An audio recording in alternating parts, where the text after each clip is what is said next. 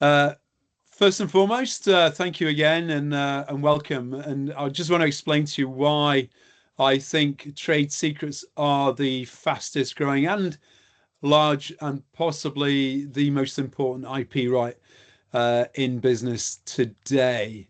It's grown incredibly quickly over the last 8 years. So 2016, the American government changed their trade secrets legislation, the DTSA, largely in a response to what they perceive to be external threats. This is industrial espionage, and so it's criminal activity in the states for anybody to steal trade secrets. In the UK, it's criminal activity for a foreign actor involved in espionage to steal trade secrets, not state secrets.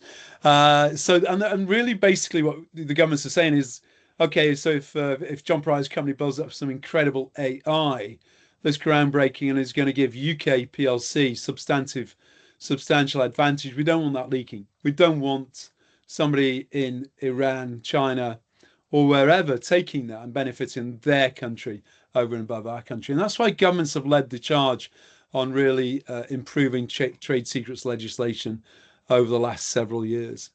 They've revised in most countries once or not twice in that period of time. So why I think they are the most important IP right, but also why they are overtaking patents contentious, an important alternative to patents. Now, mainly people think patent or trade secret, and that's right to some extent when you're talking about inventive information. But what people generally fail to recognize also is that trade secrets cover commercially valuable information. I'm about to make an acquisition, our latest profit information, the customer list. We've seen some cases recently. Four guys left an insulin business in 2011 in the United States and joined a Korean competitor, EOFlow. EOFlow in 2023, shall we say 2024, were about to be acquired by Medtronic.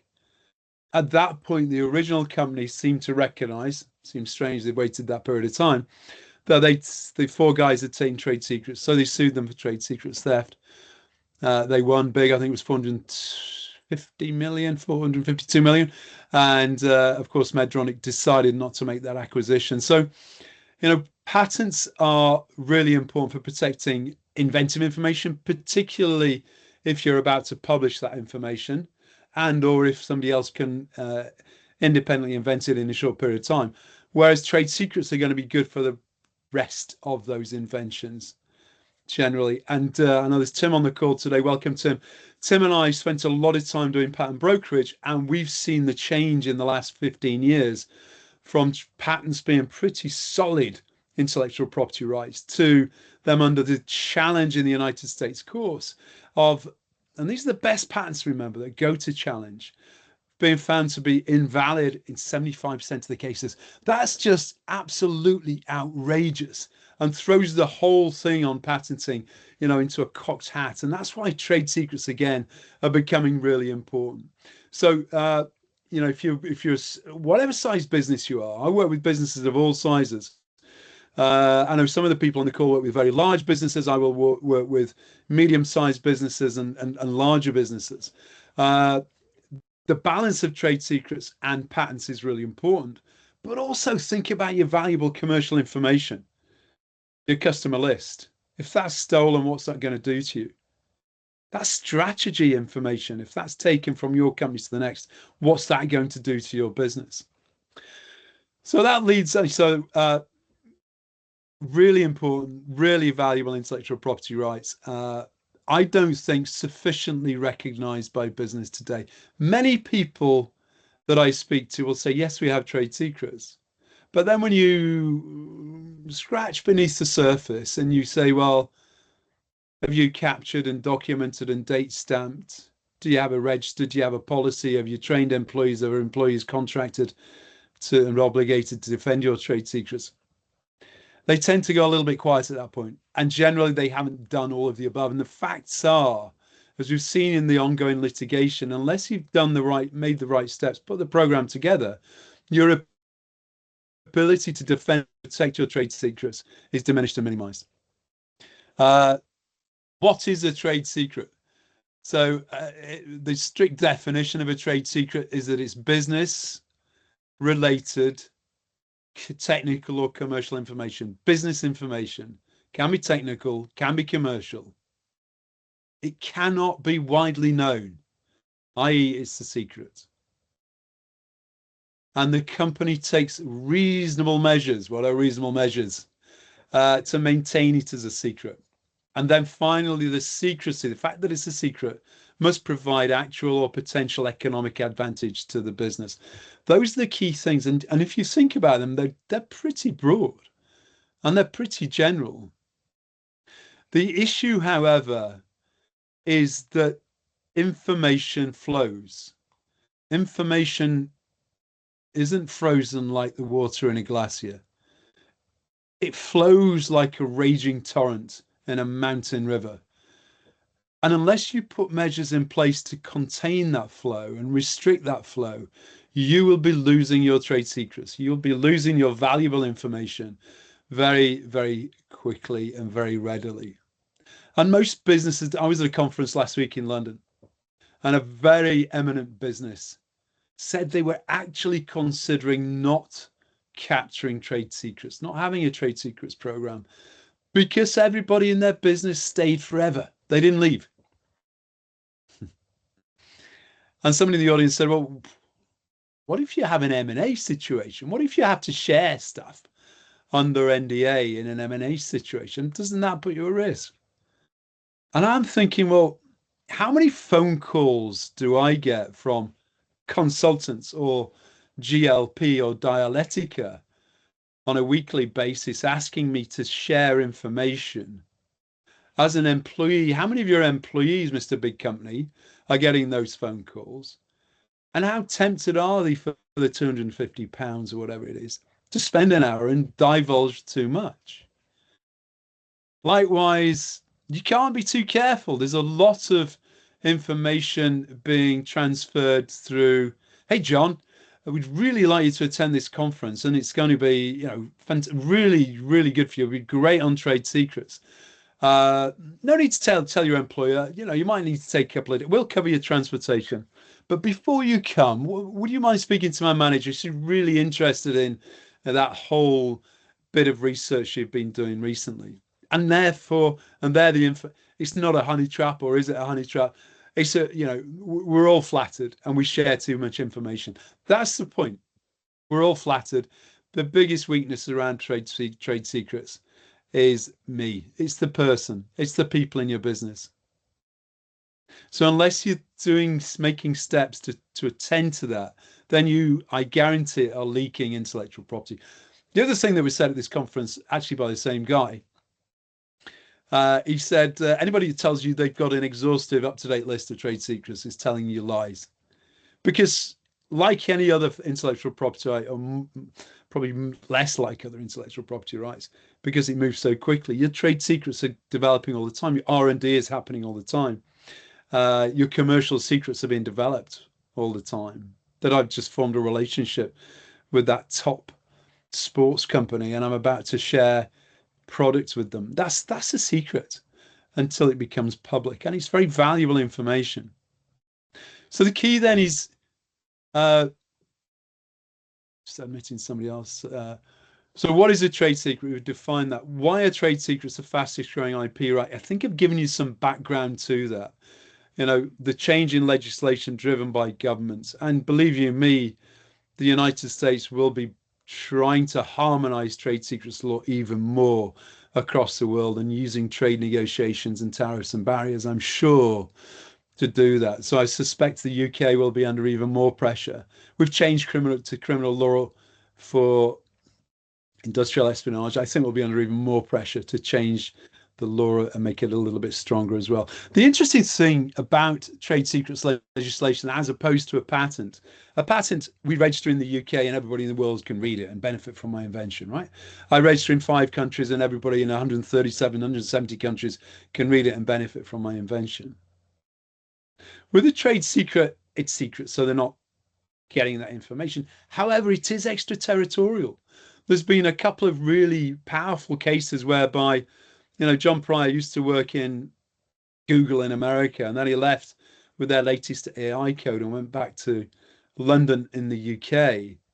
Well, that trade secrets law chases me and drags me back to America to face trial, where I could, in theory, face jail for taking that AI code back to the UK.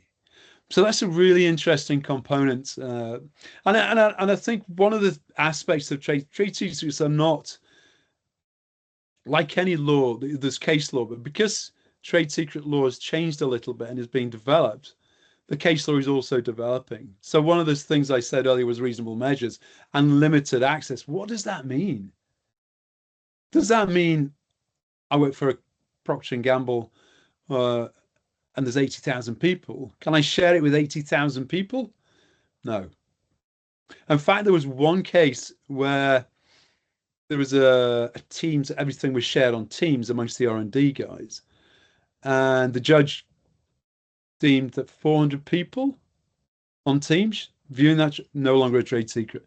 So really interesting, it's reasonable measures. I think you've got to stay on top of what's going on in the legal cases and stay on top of, speaking to people possibly like me who are tracking this with an unreasonable amount of attention. But it's really important to stay on top. Is an NDA good enough? Not always. If you've shared it under an NDA, then you're not considering it a trade secret, said one judge. I think the other thing about NDAs, which is really important, if I'm sharing it with Procter and Gamble, I've got an NDA, feeling good. Am I really able to track how many of those 80,000 people have seen it? How many of their consultants, they must have 1,000 consultants in at any time, have seen it? No, impossible. So NDAs are good. They are not fail-safe. They're in one sense, they're a permit to have a discussion and nothing else. I wouldn't share it too much under an NDA. I'd get to a contract as soon as possible.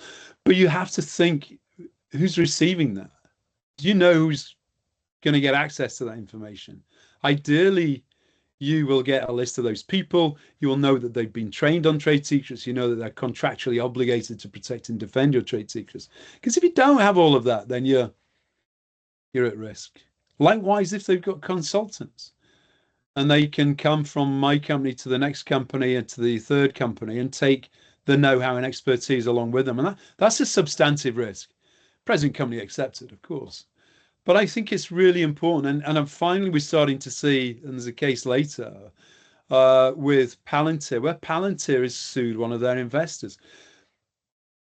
One of the Indians, Tata Consultancy, they've been sued a couple of times and they've lost, whereby they've gone from one project with company A to company B in the medtech area, let's say, and they've been accused by company A of taking sensitive and valuable trade secrets from A to B, cross-pollinating ideas as part of the consultancy project. Investors in the UK, we don't like signing NDAs. We're too busy and too important. We haven't got the time. I wouldn't work with somebody, or if I did work with somebody, I wouldn't send on an NDA. I wouldn't be sharing anything too sensitive. That's the key, and that's part of the education and the training is be very, very careful about what you share. And it leads me on to another point, and that is the key issue in any business. I've got several key issues, haven't I? One of the key issues in any business is what is your most valuable information? And believe you me, what was the same, what was valuable last week has changed this week.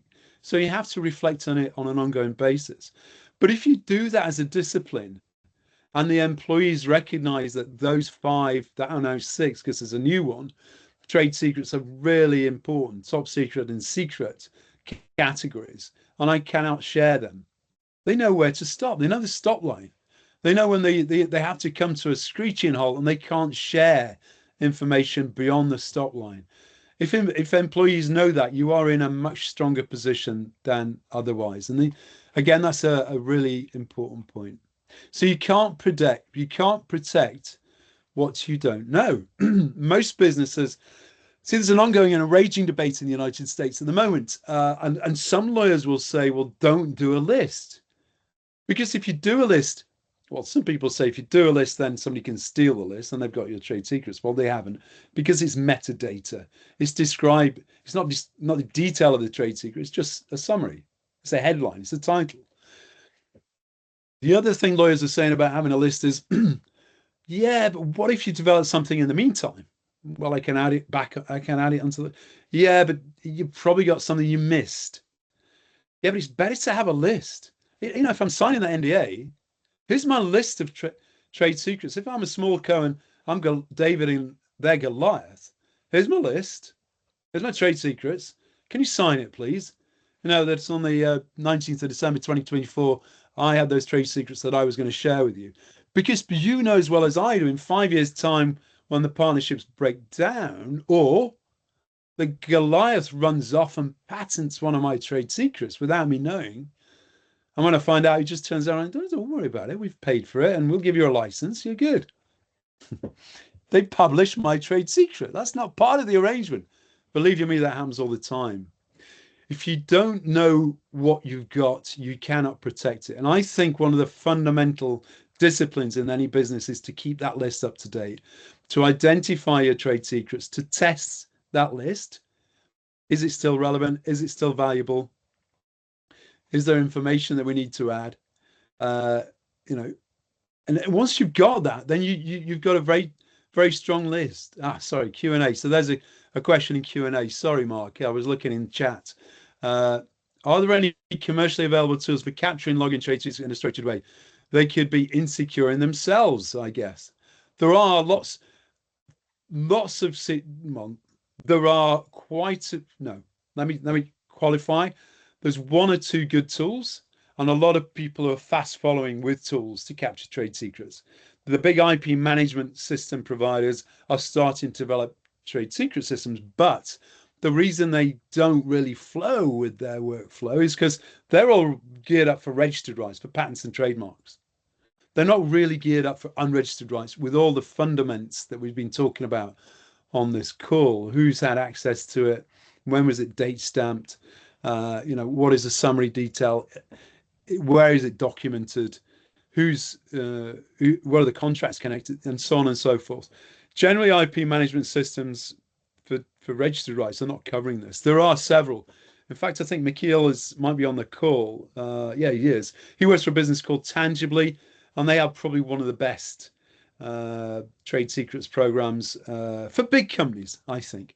For smaller companies, you can talk to me. But yeah, the system that Tangibly have will, and there's a growing trend in the IP space to try and map product to patent, product to trade secret, product to IP. And what Tangibly have is this incredibly valuable tool that will read all the patents. And here's the thing, you know, you don't want to reveal everything in a patent, because if you reveal everything in a patent, the whole world knows. You've taught the world to sing when actually you just wanted to teach them one line or one chord, because underpinning that are some of your trade secrets.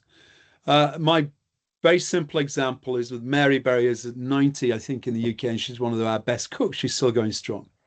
If she and I had a bake-off, which we do in the UK on TV, she created her cake, and we're in the same kitchen, same conditions, same flour, everything, same cooker, same copper pan. Her cake, would be 10, 100 times better than mine. I've read the recipe, the patent, but she's got the know-how. She's got those trade secrets. She knows under these atmospheric conditions, with that copper pan, on that kind of stove, with that kind of flour, you do something slightly differently, which I'll never know. That's the trade secret. So what Tangibly do is they draw those trade secrets out of the patents very cleverly and do the legwork for the business to then go off and, yes, decide that they're trade secrets. So there's some great tools. There are some good tools, and there will be even better tools in years to come. But happy to chat about that offline, Mark, no problem. And I think it's a really important point to get that register, to capture your trade secrets, and to manage it ongoing. Is probably one of the biggest single disciplines that a business can do to keep trade secrets alive and strong. The second part, or probably I've got many most important parts. The most important part is me. It's the people, because I'm the biggest risk. My people are the biggest risk. As Tim on the call has said to me a few times, and I get this completely, we evolved as a human species by sharing secrets, by gathering secrets and sharing them. We learned how to make fire with flints and a bit of kindling, and then we learned to cook on the fire, and then we kept animals at bay, and then we used it for defense. That's a secret that was incredibly valuable to the people in the know, as is, you know, something that's stronger than bronze. If you take iron and add a bit of carbon at a certain temperature, you get a really strong steel product. Incredibly valuable. And then if you think about it, these silk roads, how many silk roads were there rushing into China, 1,500 years ago, because they had silk. Why is anybody that interested in silk? I don't know if you realize this. It still has body armor propensity now. It would stop an arrow penetrating. Silk, yeah. So silk was very valuable. The Italians, the British, everybody wanted to know how you could make silk. But of course, you needed a silkworm, and they couldn't. They stole the silkworms, tried to get them back to Italy, and they died. So you had to steal the eggs and take them back to Italy, and that's where the silk industry came from in Italy. So trade secrets have always been there, but the people are the weakest link, and people are uh, designed to talk. We're designed to gossip. We're designed to pick up nuggets of information because that's what I can trade. That's what makes me interesting to my work colleagues, to my boss, etc. So we are designed to talk. We are designed to gossip. We are designed to share valuable information. And therefore, training people to know where the stop line is, to see the stop sign and go, actually, I cannot share that information because that's beyond what I have in terms of my Tim's just saying it's a great chapter in a book called The Geek Way, Human Evolutionary Advantage, is in knowledge sharing, iterate and improve. So if you can train people to recognize what trade secrets are, to realize what the value is to the business, and it's the value to them as an individual, I think you're most of the way there. Then you've got your policies and your register and your contracts and everything else. But if you get the employees on side, and that's why it's a bit of a change program, because I'm working with a tech business at the moment, and I've got the tech guys who are like, well, I'm all open. I use open source and I'm about the community, and this is counter to how I work. And so we have to a little bit of legwork to do to get them to recognize, well, actually, do you want your business to succeed, or you just want to give the value away? And it takes a while sometimes, but the insider risk to your trade secrets is the most substantive risk. A lot of people think it's the external risk, the hacker, the spy, actually. I mean, there's a case with Appian where a spy sat inside the company for 10 years, feeding information back to his employer. And they got sued for they got a $2 billion fine. So there's substantive fines coming down in trade secrets law. The insider risk is substantive, so you do have to be very aware of that. I mentioned the Tata Consulting case. I've just mentioned the Pega case. I want to mention the Zunum Boeing case because I think it's very relevant. Because what happened in that case is that, and this happened in the Phillips Eco Oil case as well, which is Phillips 66. Is that they formed a partnership with a company? Oh, we're going to buy you, Zunum. We're going to work with you, but let's just see how we go. And they signed an NDA, and then Boeing decided, as Phillips 66 decided, well, actually, we're not that interested, so we're finished with this. And then they run off and use the trade secrets, or so accused. They use the trade secrets. Well, Zunum actually won the trade secrets case. First off, they won the trade secrets case, 72 million. And then, of course, on appeal, Boeing were able to show that, or they asked the court to demonstrate, or the legal representative to demonstrate that Zunum actually had those trade secrets. They had them when they said they had them, and it was 2017. They date stamped and they documented, and there's evidential proof that they had them. So in the US courts, we talk about e-owner proofs. Existence is there. Zunum case, Boeing case. Ownership is very clear that it's owned by Zunum. Notification, the employees notified. Access, demonstrable proof that John Pryor had access and he could steal those trade secrets. Question coming in from Soraya. If you believe an NDA is not enough, which I feel, how do we share the data while safeguarding our trade secret? Thank you. An NDA can be okay. You must make sure it protects your trade secrets. And as I've said, that the other party, the 5 people are trained on trade secrets, commercially obligated to defend those trade secrets. And likewise, I would suggest that you have a list of your trade secrets as well. But if ultimately this comes down to trust, and it's about whether you trust the other side, what you want to trust them with. Do you have to reveal absolutely all of your code, or can it just be an aspect of it? Can you keep the learning data back and just share the code? Just think it through carefully about what you can share, and do it on a sort of a slow reveal basis rather than giving everything over in one go. But I would move to a contract as soon as possible beyond an NDA. It's not a definitive answer. It's not an excellent answer for you. But the reality is there's no absolute clear cut, crystal clear. You have to take measures that you're comfortable with. And I'd say ultimately you've got that humanistic aspect of, do I trust the other party? How much do I trust the other party? How much information am I comfortable sharing? Because without that, then you're not quite sure. So we're reaching the end of the time. Thank you very much for your questions and contributions. Any final questions or contributions before we close? Please feel free to ask. Hand up, Q&A, or chat. We've got a couple of minutes actually, haven't we? So we'll keep talking. I'm ahead of myself. Not like me. So again, in summary, the most valuable IP, right? I believe there is far more than patents to protect your intellectual property. Patents are no longer what they used to be, and trade secrets, I think, along with other IP rights, contracts, and strategy, are the way to protect your business now. You cannot just rely on intellectual property rights. You cannot just rely on patents. You need a blended approach to IP, and you need contracts and strategy to defend and protect yourself the best way. So that's me. Thank you ever so much. Have a wonderful rest of the day and a wonderful festive season, and see you all in the new year. Take care. Bye now.